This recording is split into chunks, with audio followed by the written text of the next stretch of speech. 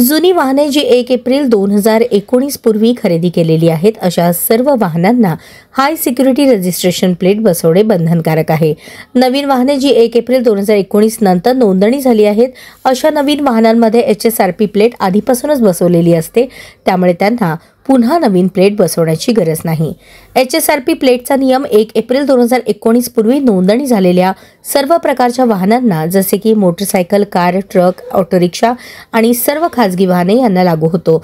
नवीन वाहनांना म्हणजेच 1 एप्रिल 2019 नंतर घेतलेल्या वाहनांना HSRP प्लेट बसवूनच मिळते, त्यामुळे त्यांना ही प्लेट बदलण्याची गरज नाही।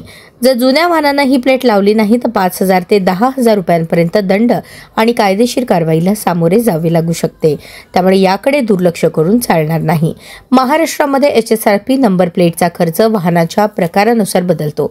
दुचाकीसाठी 531 रुपये, 3 चाकीसाठी 590 रुपये आणि 4 चाकी किंवा त्याहून मोठ्या वाहनांसाठी 879 रुपये इतका खर्च येतो। यामध्ये GST देखील समाविष्ट आहे।